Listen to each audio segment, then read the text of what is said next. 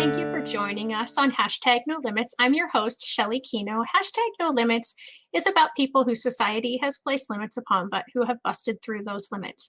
Ophelia says in Hamlet, "We know what we are, but not what we may be." And I believe that there is no better example of that than the caterpillar turning into the butterfly. Who in their right mind would ever look at a caterpillar and think, oh, this crawling thing is suddenly going to be flying and soaring in the skies?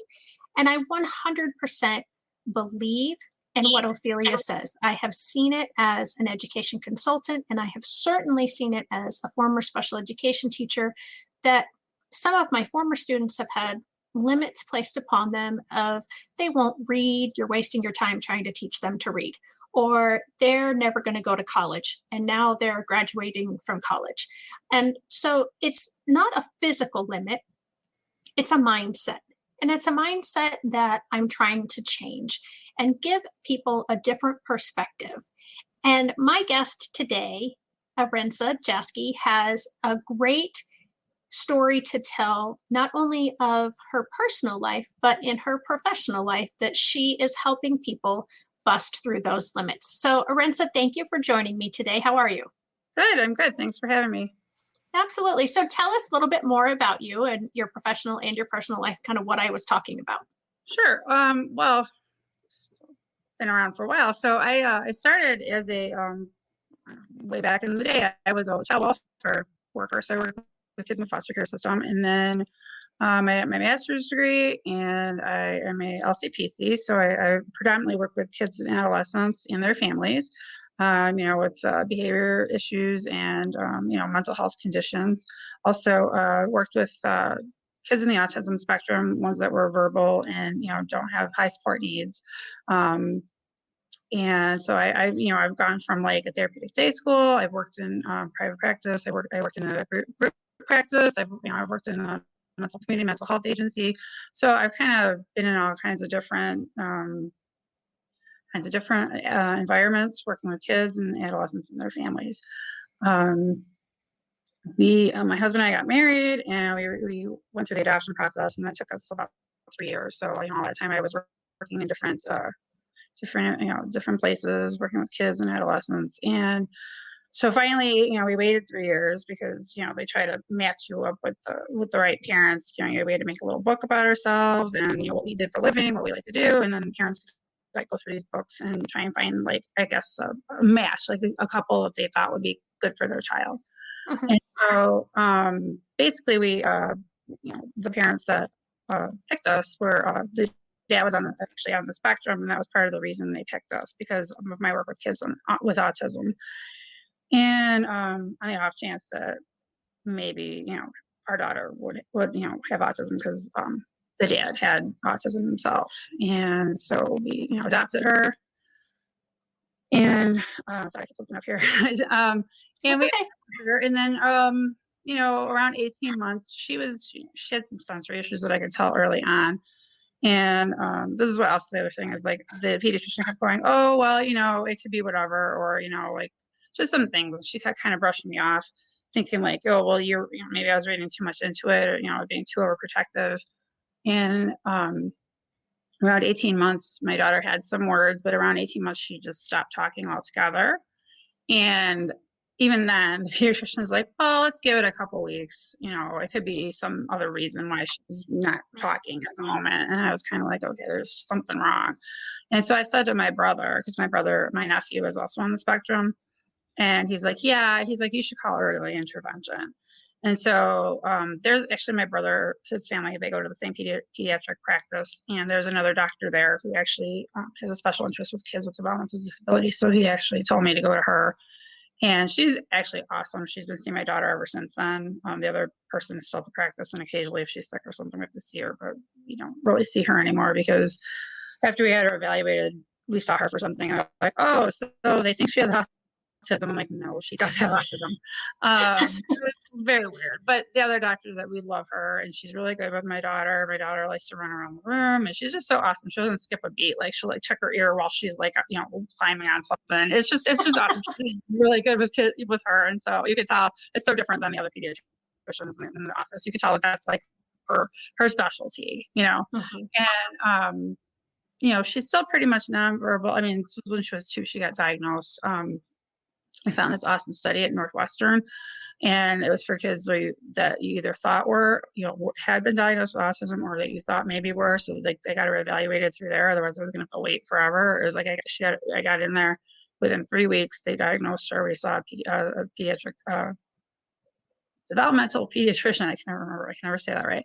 And That's she got okay. diagnosed in 3 weeks, and we got her in the study. And the speech Wow. therapist there is awesome. And my daughter was gesturing, and everything was more meaningful. Her joy and attention was better with this study. It was just really, really good. Um, and so unfortunately that study only lasted 6 months. So I'm like, hey, you made this study like a year. Like that therapist was like, I did a lot of my internships at places that used floor time. So I think because it was similar to they were like going through the study and it was more another DIR model, which is what floor time is. And she's like, I think, you find a place that has floor time, which is, on the same genre of therapy. She's like, I think she'd do really well with that. So I found a place near our house that a lot of therapists were certified in floor time, or at least practice floor time, and she's been there since just before she turned 3. And same therapist thing. I always tell her she can't ever leave. but, you, but you can never leave, because my daughter is does so well with her, and she will try to say words. It's like she's still not really verbal, but she'll say "dada" now and "mama" and "go" and some other stuff like that. She mostly uses her AAC device now, which she does really well with. And her therapist even said she uses it better than some of the older kids she works with. So It's awesome. yeah, so she did really well with that, and she's she's doing really well. We still go to OT, and she has OT and speech through school, as well as the AAC devices through school. She got it when she was 3.5, and I'm trying to think what else is going on with her. She's doing really well. I mean, she obviously has her challenges, being nonverbal and autistic, and I don't know, So that's how old about is it. she now? She just turned 7. She's in first Okay. grade. Um, so I'm trying to think. But that's a little bit about me, a little bit about her, and where we're at right now. Any So questions? for anyone who is watching, I know what you're referring to when you say AAC, but could you Okay. explain what that is a little bit more and tell how she uses hers? So basically, okay, show it to you, but she has it at school. Basically, what they have at school is like it's like, well, they have it on iPad, it could be on any kind of device, and they have an app on there that just has a bunch of like pictures, little icons, and pictures with words on it. And so like when she first started, there was only 16 like icons or pictures on the screen because she was little, and they did a test to see if she could identify like there was like a balloon, and she had to find a balloon and an array of like other pictures, and so she could spot it in a field of 16. Um, Last year, they decided, since it was taking, she was forming like more like 3 and 4 word utterances, and it was taking her so long to flip through those screens to find the Mhm. words to utterances, that they decided they were going to make it bigger. And the speech therapist at the school thought, okay, maybe we'll do like 50 on the page, see how she does with that. But then the tech person at the school said, well, we don't want to like give her 50, and then when she's a little bit older, we'll do it again because of motor planning required with it. So they actually 90 per page, which I was overwhelmed with. I'm still learning it. Wow. It's so small too, and I'm like trying to like look at it. I'm not wearing my glasses Right. now, but I'm like, where is that? So, but she's like doing really well with it. I mean, unfortunately, COVID put a kibosh on it for a little while, because like right when they changed it, the school closed like the next Oh, week. yeah. So it was a little rough. But when she got back to the school in person in the fall, she picked up on it right away. And because they had it so she could flip between the 2 page sets, if like she couldn't find something, she could go back to the page set. It was easier for her. But like by like November, I think they just got rid of the old page set altogether. Um, so yeah, so she got the hang of it right away. It was a little bit harder for mom though.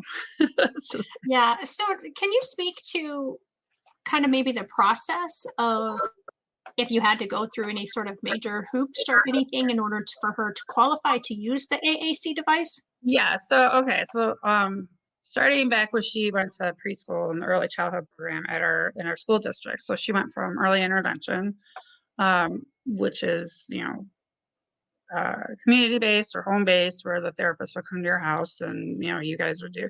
And so I did not have a good experience with those speech therapists. We don't have to get into all that. That's why I found the study. And then at the very last minute, the speech therapist we had, I tried to do like pecs or make up her own thing, and my daughter just wasn't getting it.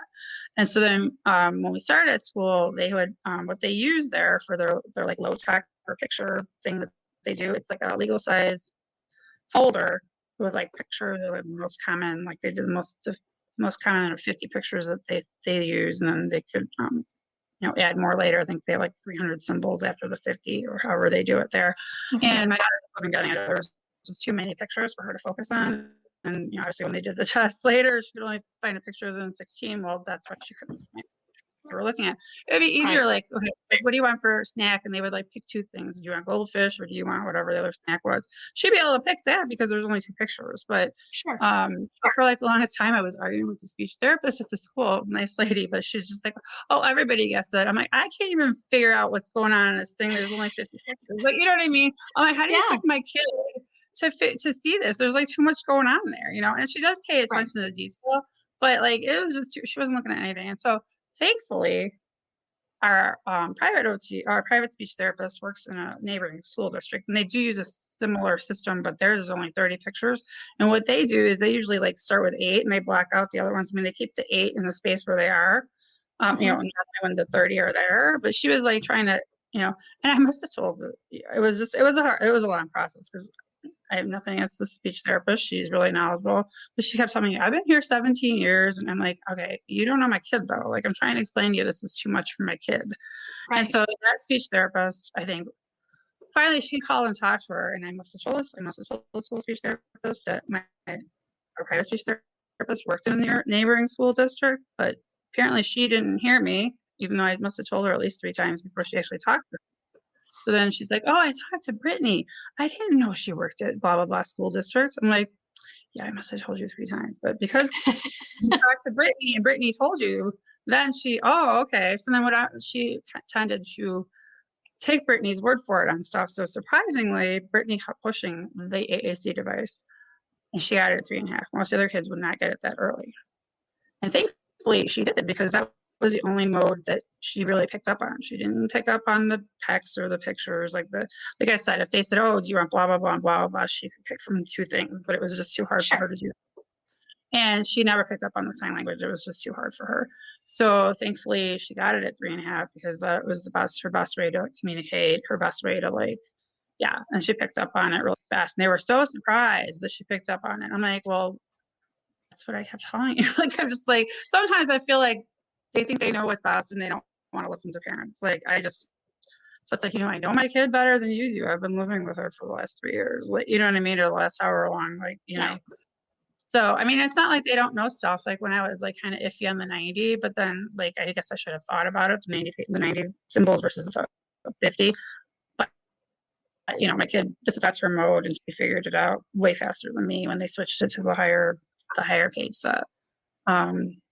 Yeah. So, So I want to stop you because you've said a couple of things I want to make sure to really key in on and I don't want to forget them. And the first is you are the expert in your child.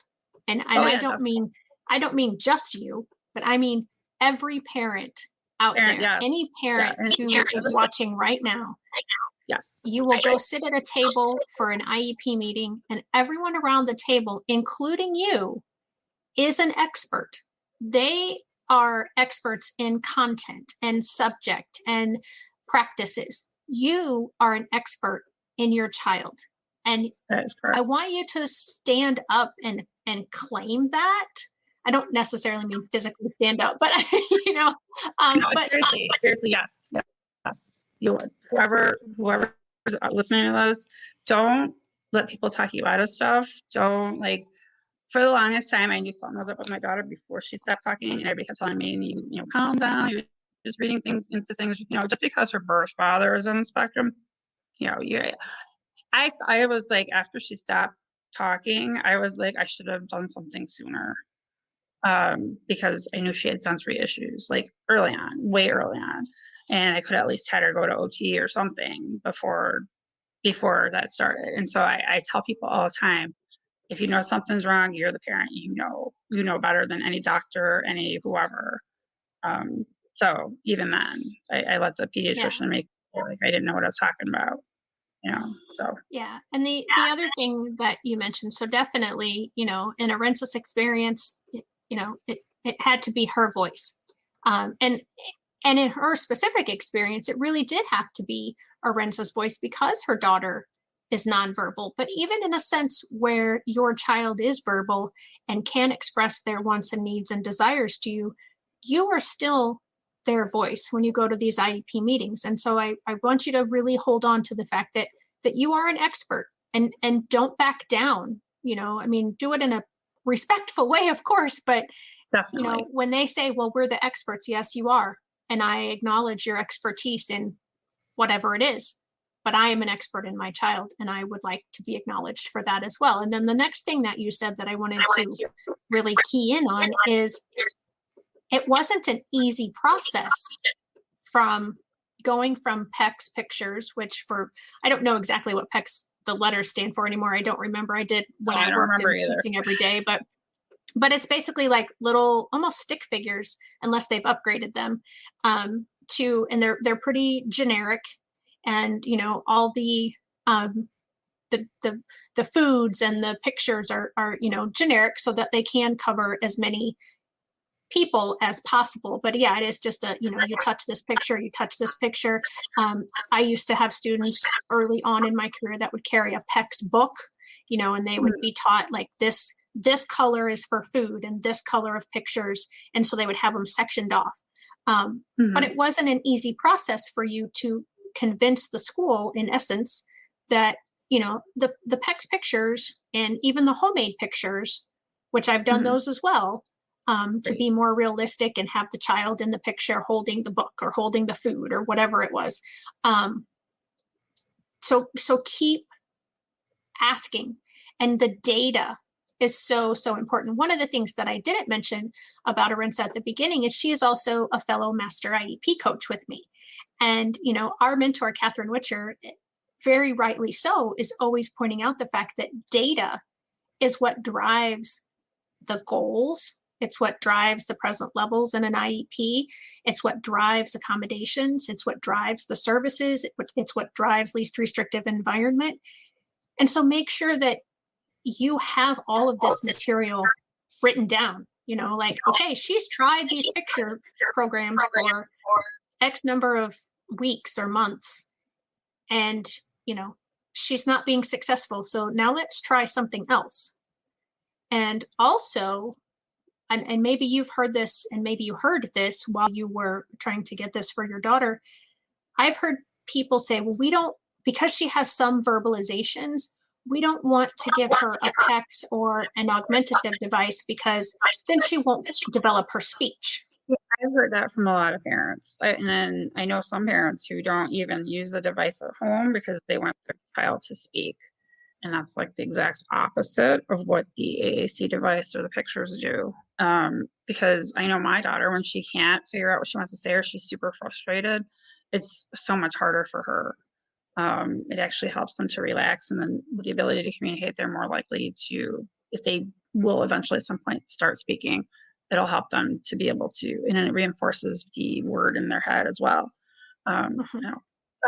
Speech therapist explained a little bit better to me, and I'm probably like to look doing that. But yeah, she is now, well, especially with the speech therapist she's had since she was almost 3. She's more willing. She tries to speak. She will, if the therapist says something to her, she'll repeat it back, or, yeah. And it's a lot easier with her with the private speech therapist than at school. They push the device more at school, which is fine. I mean, she needs to be able to communicate, but when we're in private speech, she's so much more comfortable with her, because sometimes speech therapists change from year to year too. And even though the therapist she has this year I really like at school, I know for a fact she's not going to have her next year because she's moving. They're splitting up the program, and that therapist is going to the other school. So I know she won't have her next year, which I'm kind of sad about because I really like her. But yeah, it's so unfortunate. And like what you said about the I oh, now shoot, I can't remember who you said that you're like, I really love you. You can't ever quit. You always have to, was that the OT or this That's their private therapist. Yeah. I'm like, private therapist? Yeah. Because It is when you get that really good person that makes that connection, like, no, don't leave. Now we got to start over. No, and that happened with her OT that we had at the private OT we were seeing. She started seeing her at like 2.5 because developmental pediatrician thought it would be good for her to like go to a clinic and like, because they do stuff at home. There's only so much you could do with OT at home unless you have like a swing and stuff that you can hang in the house. Most people don't. And so we started at 2.5, and that therapist, I don't know, about a year and a half ago, I think now, I don't even remember, not 2 years ago, decided that she wanted to go full time in school because she wanted to be able to see her kids. And I totally understand, working as a therapist myself, you usually work at night and weekends because your clients are available. And so then the girl we had after her was really nice, and then she quit, and another therapist we had after that quit. And so then actually the owner asked our old therapist to come back just to see my child, her child, the owner's child, in therapy, and another kid. And so she came back, and because then we go to 2 different clinics to go speech and OT because the speech therapist we went in was, floor time. So, so we went to a separate clinic for that. But she said, I'm like, yeah, we'll stay for her. If Jenny's coming back, yeah, we'll stay. Because we were thinking of it, going to one clinic because, we were splitting because I really like Jenny. And that's why we didn't leave. But I'm like, yeah, Jenny's coming back. Yeah, we'll stay. so she. It really does make a difference when you have that connection, and there's that understanding and that willingness to hear what you as the parent bring to the table and to be able to embrace different ways of potentially getting the same result. As you talked about the speech therapist wanting to stick with those. I tried to say pathologist and therapist and got a therapist. But yeah, wanting to stick with the pictures versus going to the communication device. The end result is the same. There's communication. And I think you mentioned that your daughter does her communication device through her iPad. Yeah, that's with a bunch of iPads. They based on your child's needs. So the tech person evaluates, does a bunch of tests. I don't know the whole process, but does a bunch of tests. I know they were like having her look for the balloon and different like sets of pictures. And then that person, based on all her tests, will pick a program that goes on that iPad. So I don't know, don't ask me what the name of the program she has. It's like Snap plus or first or something. It's some very weird long name. And we got an email saying the name's going to change and the icon's going to look different. Oh. Like this changeover comes in June, but nothing's going to change. Like the actual program's going to be the same. I'm like, why change it? I mean, it is a long, clunky name. I don't know why they named it that in the first place. But she had picked it specifically because my daughter's very visual, and if you push the icon, it lights up and like all this stuff. And that was the whole reason she picked it. But this whole big long explanation. I mean, I like our tech person, the head of the tech department. She's super nice, and she's like, I did all these tests. She was very meticulous about what she did. And she's like, I picked this program specifically for Izzy because of blah blah blah blah blah blah. And I'm like, oh, that's so nice. Like, now the tech department's bigger, and there's another girl that works with her who tech is in charge, like oversees our school. So, but she's also really nice too. She came to the meeting, like our IP meeting, and she had this like whole thing about how Izzy's doing, and she observed her and blah blah blah. I'm like, oh, that's so nice. I love our tech department. It's just great. So that's awesome. Yeah. So yeah, and I know that there are other devices besides the iPad, and things have probably progressed even more since I was full-time teaching. I had a student who had what was called Dynavox, and it was a whole separate unit. And actually, the company Dynavox makes this app. I think it's like okay. Dynavox. They actually make this app. It's one of their programs. So I don't know if now you can put all their stuff on an iPad. I don't know. Yeah, I haven't, like I said, I haven't worked directly with anyone who's used an AAC in a while, but that was, gosh, 7 or 8 or 9 years ago, maybe more than that, years ago now. And it was amazing once we were finally able to get the child understanding. And the particular student that I worked with at the time had some involuntary muscle movements. And so a lot of times it was difficult to get the hand to come up and touch the different buttons. So we worked and we found a switch that he was able to access his device with his elbow, and he had more control going that way. And so I want to encourage anyone who has a child that is not speaking, that there's lots of ways to communicate. And so I don't want you to think that because your child isn't speaking today, that they A, will never speak, or B, cannot communicate with you. There are so many different ways of communicating. And I also want to encourage any parents who have a child at school that is using a communication device to also use that device at home, because you inadvertently are limiting your child's communication skills. Because as Orenza said, for her daughter, it's a much more relaxing environment for her to say what she needs to say. And, if you think about yourself, and if you wanted to try to say something and you couldn't speak it using either your mouth or some sort of device, how frustrating that would be to you, even though maybe the person that you're speaking to or communicating with thinks they're understanding you. What if you're wrong? Or what if if you're giving them options? Because I know a lot of parents will do similar to what you mentioned before, like, well, do you want this snack or this snack? Well, what if there's a third or a fourth choice that the child really wants? And if you're not using that communication device or that other mode of communication, they're not really getting exactly what they want.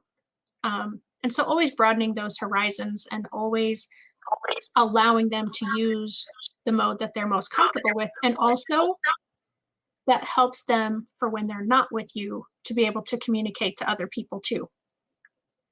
And we want that as well. Yeah. So, that's helpful too. Cause we haven't been to church in a long time because of the whole COVID thing, but, where we're going to church, they have a special needs ministry, like one's for adults and one's for kids and teen.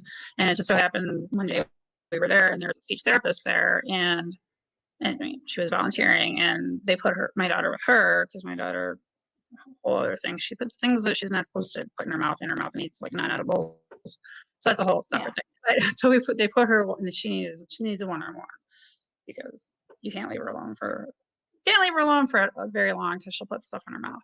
But then when we came back, so we left her with her device, and so when we came back, the speech therapist was like, "Oh my goodness, she knows all her colors. She knows this. She so and we could probably left with somebody who wasn't a speech therapist, got to really get some of her thoughts out, right?" So, it does help. I mean, the only one who doesn't really want to deal with it is my mom, who, is in her 70s and doesn't understand anything technological. And I'm like, she can actually just use it and tell you what she wants, kind of thing. Right. I was like, we have our own mode of communication. I'm like, okay, Mom.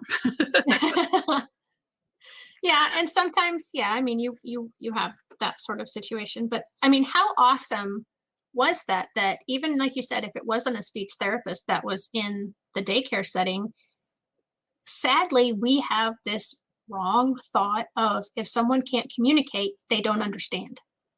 And so to be able to underestimate my daughter. Right. And so to be able to prove that she knew all of her colors and any other question that this woman asked her, she had her device to be able to do that. And especially because she has a field of a lot of different choices, again, that proves that it wasn't just a fluke, as a lot of people will often think too, of, oh, well, it was just, an accident that they chose the color that I wanted, or they chose the word that I wanted, or, whatever it is. And so, being able to express, just think about it, if you couldn't express yourself because somebody took your speech away, how would you feel? That's your voice. The communication device for a lot of people is their voice. So use it as often as you can. And their natural speech will also develop at the same time. So if they are ever going to speak, or they are ever going to express themselves differently than what they're currently doing, the communication device is really helping that, not hindering it. So tell us a little bit about some of, what else do you want to tell us about your daughter? I don't want to, because as I told you, this is your story, and I want your story to be told your way. So what else would you like to tell us about your family and your daughter, and any limits that she's busted through that had been placed upon her?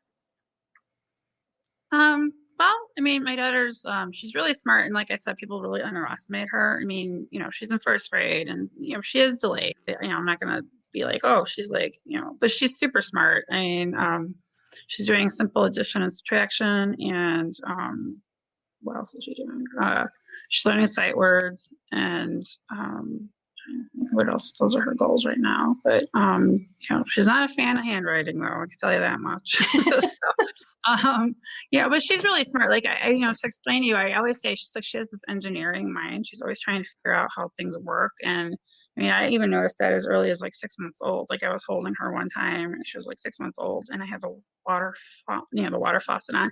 She was like looking like this to see like how the water was coming out of there. And it was just, so I feel like, and then people really do underestimate her. And I always say this to, especially my mother, I don't have to keep bringing her up, but like, she understands pretty much everything you say. So like, people, and she does not like to be talked about in front of her. So, so I'm like, so she totally understands. And, and the funniest thing, like, we talk about like, my husband and I sometimes, because we always have to be with her. One of us has to be with her. So anytime we want to talk about anything that's like not related to her, she's like not happy about that. Why are we talking about this? And so a few times, not always, but a few times, one time she like was on her device. She just like stop. She like hit stop. Like, is this not interesting to you? So I mean, that's something we talk about, like, whatever, you had a pipe leaking in the garage and you had to call the homeowner warranty or whatever we have. And so he's like, sometimes my husband does drone on with details that I don't even really want to know about, but so then she's just like, who cares about the pipe? Let's go play outside or whatever. You know what I mean? Like, Yeah. So I mean, she's super active. She's like, always got a bunch of energy. We moved to our current house because like there's a park literally in the backyard, and then there's like parks either direction. You walk out the front door. You can go to the left or right. There's a park, and part of the reason why we moved here. She like loves to climb and run and swing, and she's a sensory seeker for sure. So what were some of the things you said you had noticed, before age 18 months when her speech regressed, some of her sensory needs? What were some of the things that you saw that maybe so, like, a parent is yeah. So like if we were anywhere there was a lot of people, she would like kind of like I don't know, cry or like put her head down or like if we were trying to think one time. Okay, so kids don't wear shoes obviously until they walk, but they got baby shoes. So one time I thought, oh, look at these cute little flip flops. So I put it on her and she started screaming. And so I took it off. But she continued. Okay, I took it off the minute she started screaming. But she screamed for like an hour after that I took it off. And so I said something to the pediatrician at the time that we were seeing, and she's just like, oh well, she's just my favorite. She's just strong-willed. I'm like, okay, yes, she is strong-willed. But this is something else. This is not being strong. So stuff like that, like and there are certain clothes she to this day those clothes she doesn't like. So like she doesn't. And babies only blankets, but she'll always sleep with her pillow on her face, like even as when we could put a pillow in the crib, and she never slept in the crib. She always slept with us, and no, that's a no, but she always wanted to be with us. And she had like issues when she was a baby, like colic and just like reflux and stomach issues, and I know those are not they're not specific to autism, but this is all stuff that like her dad had. And I'm not saying that means she was going to be autistic with the sensory issues, and it was always something. And the pediatrician's like, yeah, no, I don't. She kept like, oh, it's fine. I'm like, oh, it's not fine. It's like something's going on, And then we were like, we went to the GI doctor, we went to the neurologist, we went to the cardiologist with that, like one of them, that there was like an innocent murmur or something. It went away on its own, but there's always something. And I'm not saying these are all associated with autism, but I'm like, something else is going on here. The sensory issues for sure. And I have a couple of friends who are OTs. I mean, I know more OTs now because of my daughter, but my one friend was like, it's never too early to get an evaluation. She's like, don't let people stop you. But of course I listen to everybody else, not my friend who's the OT. And because maybe, first time mom, you're overprotective. Right. Spectrum, you're just into things. And, then of course oh, you're a therapist, you see kids who are abnormal. So yeah, you're just seeing things that aren't there. And I'm like, so of course I let everybody else talk me out of that. And then when she stopped talking, I'm like, yeah, that's it. This is not okay. This is not normal. Kids don't start talking and stop talking. And I do know Right. neurotypical kids do regress, but this is not a typical thing that neurotypical kids go through. It's more a sign of lack of speech, or regression of speech is definitely a sign of autism. And then by the time we actually went to see the developmental pediatrician, there's a lot of other things. And I can't even think of, she was clapping, she stopped clapping. She was pointing, she stopped pointing. Like that's all autism. Yeah. And so, and whatever that I did those self questionnaires online. Uh-huh. Everything was autism. And so then when, as soon as, we did the evaluation, it was like this 3 hour thing at Northwestern. And um, the developmental pediatrician was like, "Oh, autism." I'm like, "Yeah, I already know." You know what I mean? It was like, Yeah. You I weren't already, surprised. Well, yeah, you yeah, had a lot of experience with autism and people, at different stages of their life with autism. And so you had seen a lot compared to the average person. And so again, for anybody who's watching, and if you are watching, let us know, that you're here with us, or if you're watching it in the replay, let us know with the hashtag replay. And before I forget, because I almost always forget this sort of housekeeping thing, definitely subscribe to the channel if you're watching on YouTube. Hit the like button on Facebook, and then the little bell so you get the notifications when I go live, and so you don't miss any of these. I always forget to do that kind of stuff. So I just I'm kind of like a squirrel. It's like, oh, okay, it's on my mind. I better say it right now. But again, what I'm encouraging is you to keep fighting, and, trust your gut and be that parent. I so often hear, I don't want to be that parent. Well, you need to be that parent. Be that parent and be wrong, or be that yeah, parent right. I mean, what's and the be worst thing right. that could happen? Your kid doesn't have autism, or this is just a regular, or it could just be a developmental delay or whatever. You know what I'm Right. saying? I mean, but Right. at least you feel better about it. You know what I mean? Right. You trust your gut and go. But I swear, 9 times out of 10, your gut is right. Let's just say that. Right. It is. I mean, a mother's knowledge and intuition, some people will poo poo that, but I really do think, and it goes back to what we said earlier, that you are the expert in your child. You are with them every day. You are with them every minute of every day in a lot of instances. And you have studied them. They have been your degree program for however long you've had the child. I So, would say I would say that the parents, when I was working full time, I would say as parents all the time, I see your kid 1 hour a week. You're with them 24 hours a day. You know them better than I do. I mean, I would know them, but they right. were they would, so I would always encourage parents, like even when I was a professional, I would try at least to, make them feel like they were part of the team, because they were. I mean, I get my information from them, you Mhm. know, so and that was so funny though, because it is tiring being the parent of an autistic child. So kudos to all the parents I was working with, because it's tiring. It is, and You have I a new love my daughter. appreciation in the last 7 years Yeah, I than you did love my before. daughter. Yeah. No, I love my daughter, and I love working with kids on the spectrum. Absolutely. They have a new. I love them because they're honest. It's just funny. It's like they're honest, and they just have this way of, most of them anyway, have this way of, I don't know, so it's unique sense of humor, and just they were just really honest, and tell me how you really feel. Right. And I want to speak to that honesty for just a second. And I think this, Orenza, but I don't know if everybody watching is. So I wrote this book, Those Who Can't Teach. And the book is it's 10 chapters. Every chapter is a true story. One of the chapters is my story. And one of the chapters is an example. There's an example about what you're talking about. I was interviewing a parent for the book. Every story, I went and interviewed all the parents. Sometimes I got to talk to the children. And in this one particular case, the mom and I were talking, and her son, and not the son that I was interviewing her about, but a sibling, was home. This was in the summer, and he was working on his summer school stuff. And I think because it was summer and because I was there, he didn't really want to work on this summer school homework. And so she excused herself and she went to the room where he was, and they were talking. And I heard her say, and I got to make sure that I'm getting the story right in my head, that he could have a break and he could have like whatever the time was, 20 minutes or 30-minute break.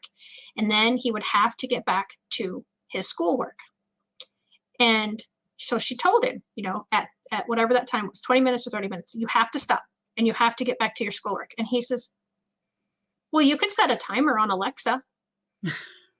And, he wasn't being snarky. He wasn't being a smart aleck.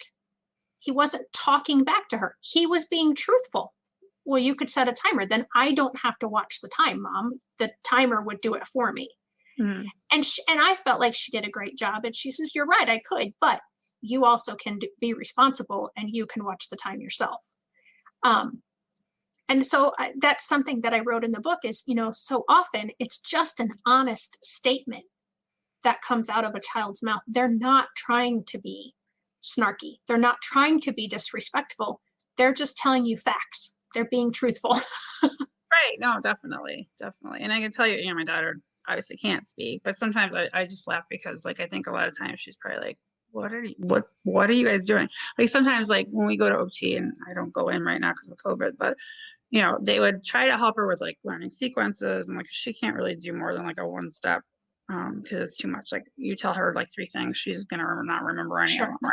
Mm-hmm. So they're trying to teach her like sequencing, but incorporating like sensory stuff. So they'll have her do like a whatever, like a maze, like not like a maze, like a obstacle course or something. So, but then they'll have her take a puzzle piece, and then the puzzle will be at the end of the obstacle course, and then she'll have to come back and grab another piece and go on. So she'll try taking like 3 pieces at one time. She's like, why are this is like busy work? Why am I having, like, you guys are idiots? Yeah. Why don't I just take all the pieces with me the first time? Like, you know what I mean? Exactly. Yeah. Understand she's the real figured out.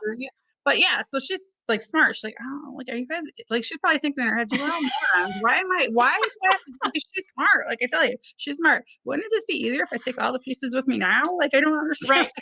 Right. Yeah. Whatever it is that they're having her do, because she's like way ahead of everybody. Like, you know what I mean? So, but I got like, they're trying to teach her like, okay, I could do this first, then this, then this, and then shit, or whatever they're trying to teach her how to do. But she's like, the puzzle. Why am I taking these pieces? Right. It's more efficient to take 3 or 4 pieces that I can carry at a time and go do it, and then come back and get the next set. But yeah.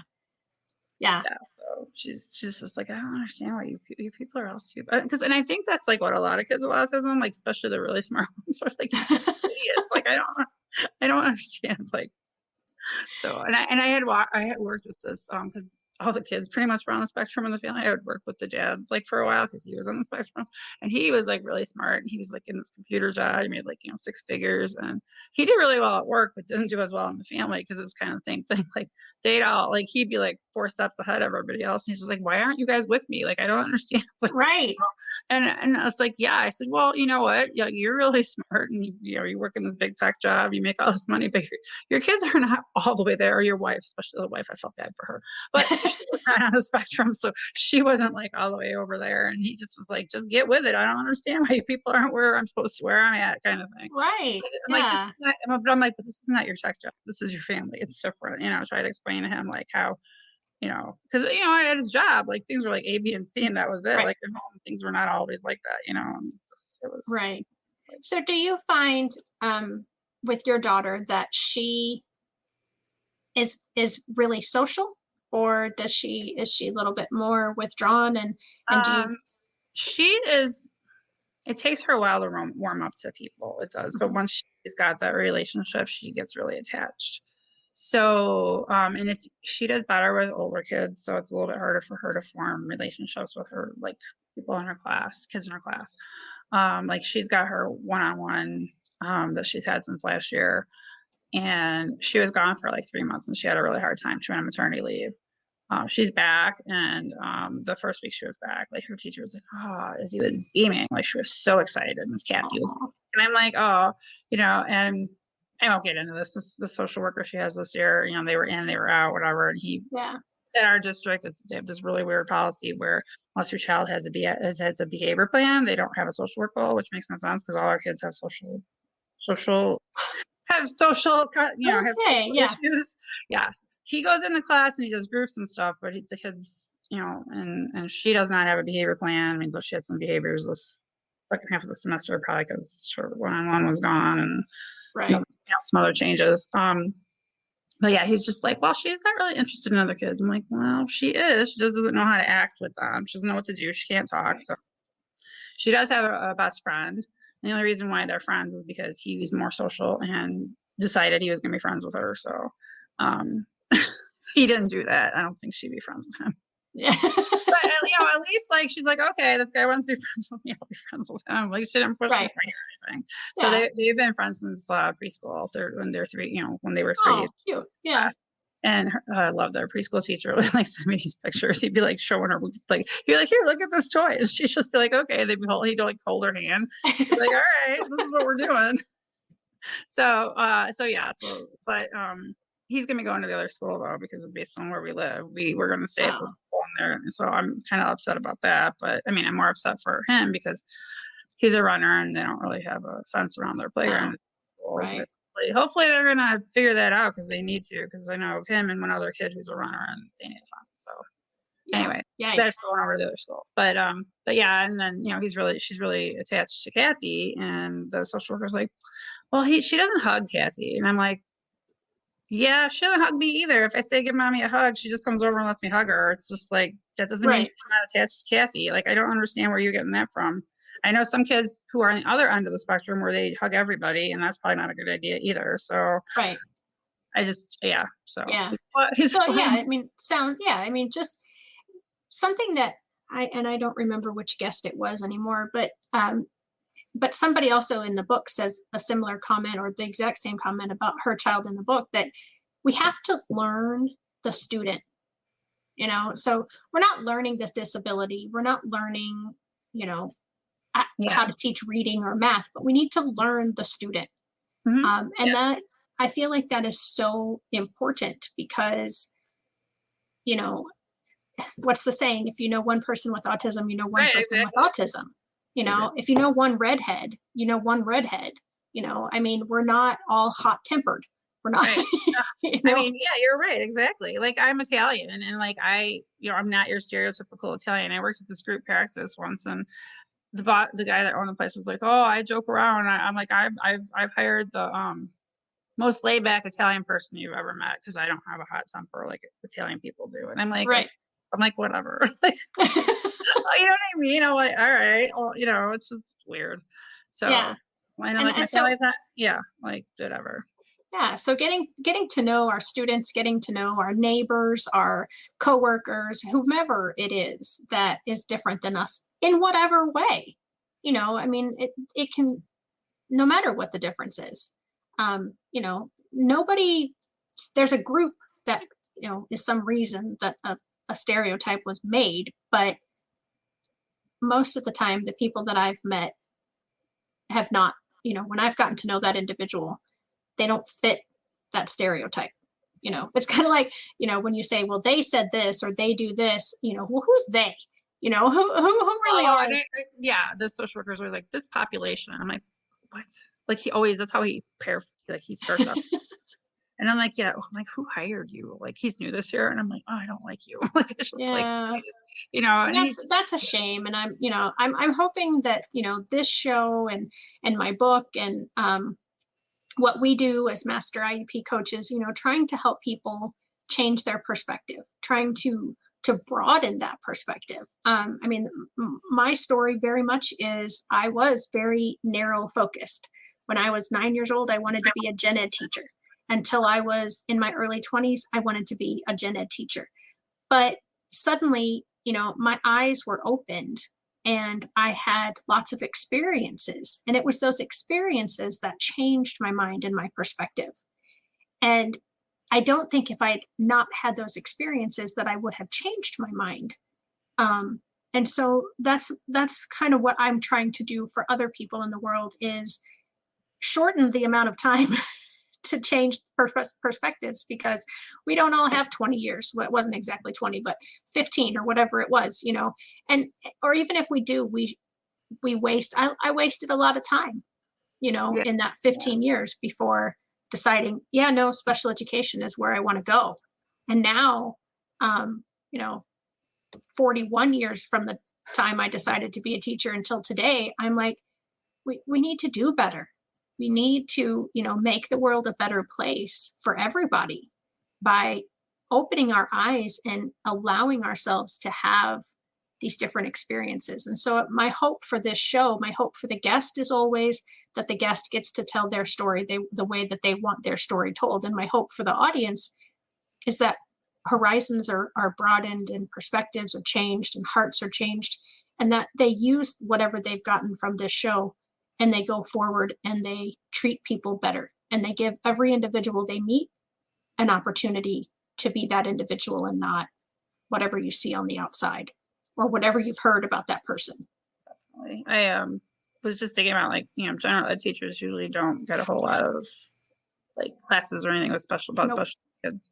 Because I was just thinking when I was working as a therapist, and my mom came in with her fifth grader. He was in general ed, but he had autism, and he, I guess, was really upset with his teacher and said he was going to blow up the school. He's a fifth grader. but she came. You can't ignore that stuff in today's world, unfortunately. He was like 11, and Right. he was just really frustrated and upset, and so I had to write a note saying he was not going to blow up the school, so he could get back to school. And right. And then I called and tried to talk to the teacher, and she didn't want to hear anything about his anxiety, about any, the trouble he was having in class. She's just like, got no tolerance, whatever. And I just felt so bad being in her class because. And as much education as I received getting a special education degree, I started getting an elementary degree, and I'm actually dually certified. And once I left teaching and I started thinking back on my experiences in my university days, I realized how little training gen ed teachers actually receive in special education. And it's maybe 2 classes. And in those 2 classes, and I've spoken to several gen ed teachers who are currently teaching, who have been out for a while, and those who have, come out recently, and from all different colleges across the country. And it's pretty similar all across the country that, you get a class called something like exceptionalities or special education 101. It's a very basic level, and they just kind of gloss over everything that special education is, because they don't have enough time to really dig deep into anything. Mm-hmm. And so, and that's one class. And then maybe they'll take another class, that might go into deeper concepts in something. But I realized that, I was really hard on some of my gen ed peers because I expected them to know more than they were taught, honestly. And so I've since apologized, but at the same time, but we need to do better. We're expecting our kids to be included in as much of a way as possible. And for some kids, that's very minimal. And for other kids, that's very maximum. But we're not necessarily teaching the teachers how to help those kids when they're in their classrooms. We just, okay, this is the law, here, do it.